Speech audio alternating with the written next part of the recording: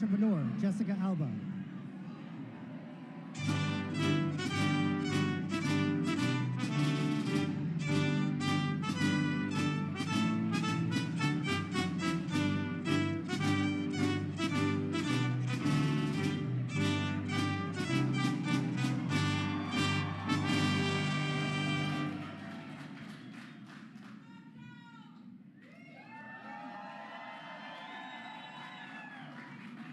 Good evening, everyone. I am deeply honored to celebrate Hispanic Heritage Month here at the White House. Standing here makes me think of the giants whose shoulders I stand on, my ancestors, mi familia, whose strength and resilience flow through me today. My great-grandparents, Daniel and Guadalupe, and Catalino and Francisca, were part of a wave of Mexican immigrants recruited to the U.S. in the early 1900s. They were young with little to their names, but had determination in their hearts.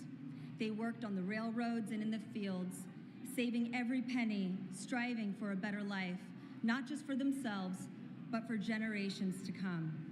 They never stopped believing in the future they dreamed of. My abuelos, Isabel and Jose Alba, grew up in a world marked by segregation. They labored in the citrus groves and cotton fields, forced to use segregated water fountains and attend Mexican schools that offered half days and half chances. But despite the barriers, they never let go of their dreams. Jose believed in the power of education and made it to a private men's college, while my grandmother, with grace and sacrifice, raised 5 children. Jose's perseverance eventually secured him a white-collar job as an accountant, transforming the future for his family. That legacy of hard work and unwavering hope is something I carry with me every day.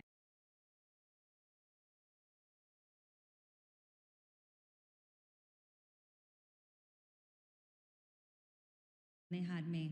Living paycheck to paycheck, I was a sick child, in and out of hospitals, and I came to understand firsthand how deeply our health impacts our lives. My father's military benefits were vital to my care. Years later, when I became a mother at 27, I struggled to find safe products for my baby and family. I channeled my ancestors' drive and resilience to build a company focused on protecting the health of people and the planet.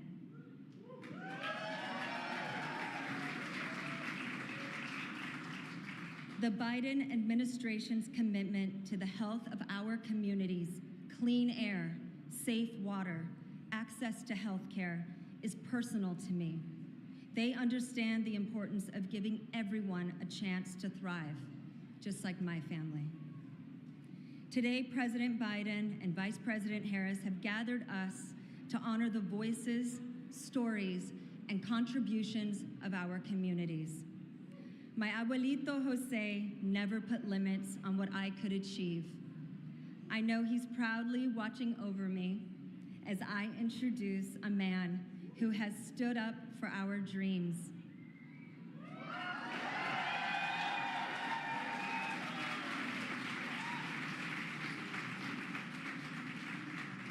A humble public servant who served with honor and dignity.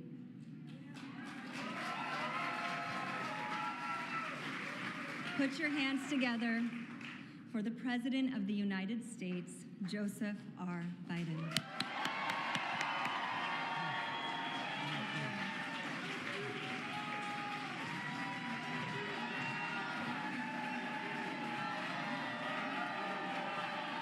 Thank you.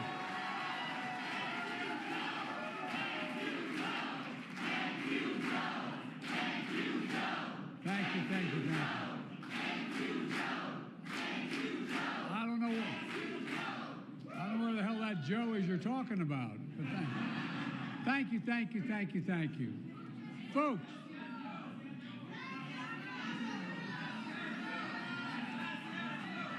Folks, welcome to one of the biggest Hispanic Heritage Months ever at the White House. Before I begin, some of you have a lot of good friends here, a lot of elected officials. Not going to go through all, but I want to point out something that I heard me say all the time.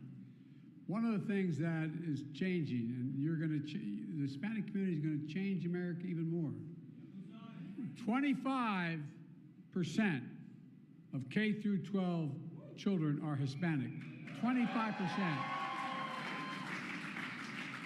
I've been saying this for a while. Some of you thought I was exaggerating, but I'm telling you, what's going to happen over the next 10, 12 years is going to change the dynamic of this country in a big way. And by the way, Jessica, thank you for the introduction. She's an actor, producer, advocate, author, and she knows how to build companies. Jessica, if I'm really good, maybe you can get me a job on the side. God love you. Youngest Latina to start and take a company public and build $1 billion company. You're something else.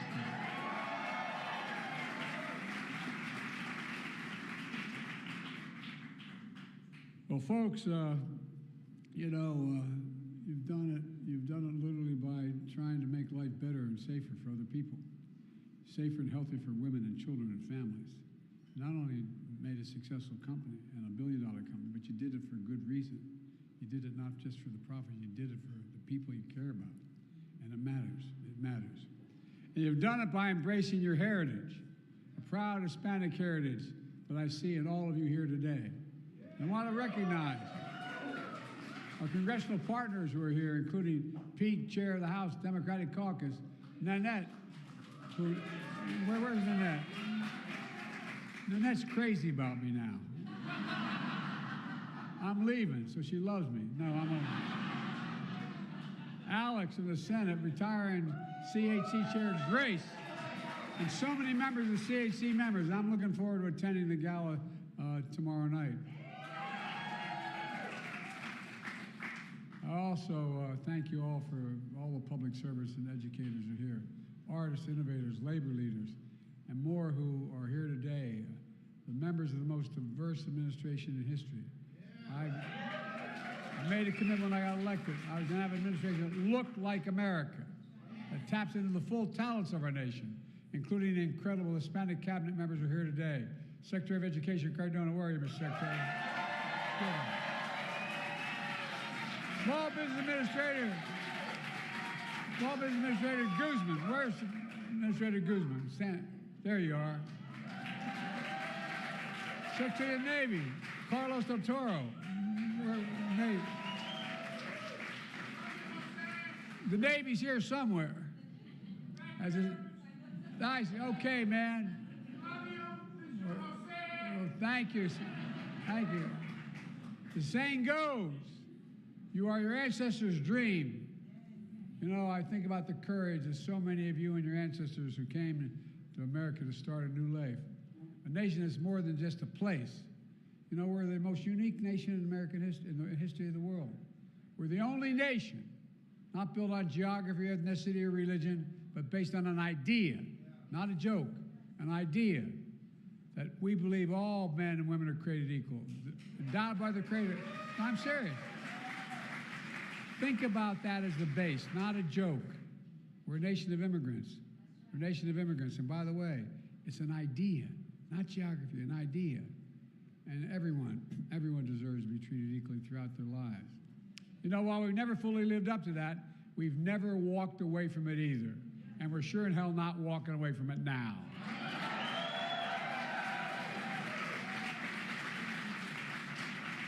Since our founding, the very idea of America has been nurtured, enriched, and advanced by the contributions and sacrifices of hard work and dreams of immigrants and descendants from all over the world. Like so many of your families, like mine and Jill's families from Ireland and Jill's. I may be Irish, but I'm not stupid. I married Dominic Giacoppa's daughter. You can say that again, man. No one screws around me.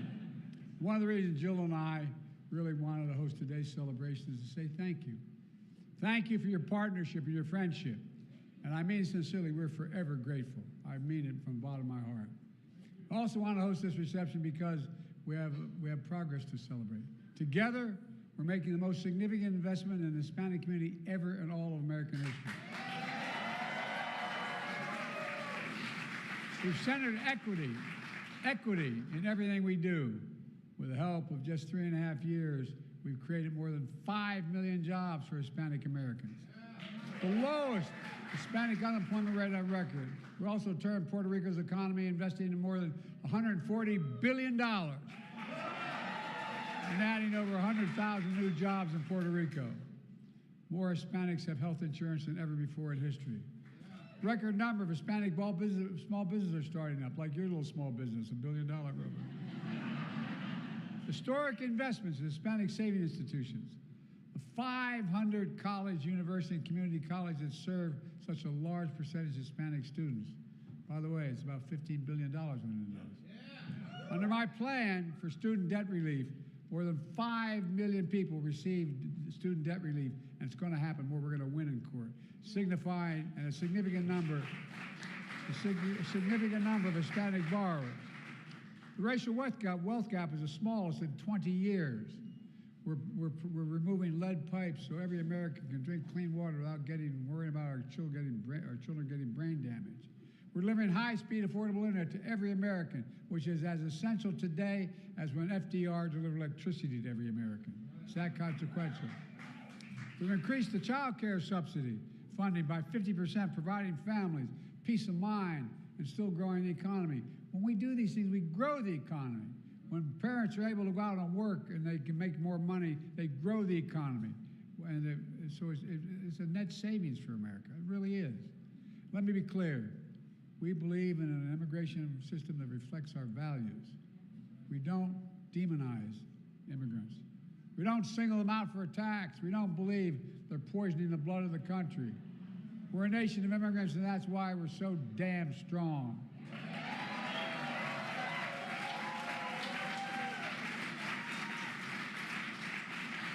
On my mother's side of the family are a bunch of Irish immigrants who came over on coffin ships in 1848 and 1850. And guess what? We don't know, but if you go back and look, Irish Catholics were discriminated against as much as any other group of people ever came to this country. But guess what?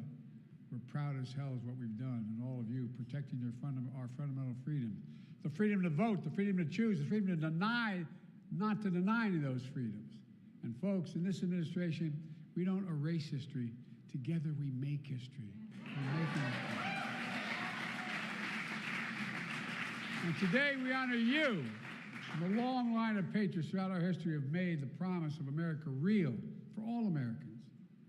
And let's finally honor this history by building the National Museum for Latino Americans.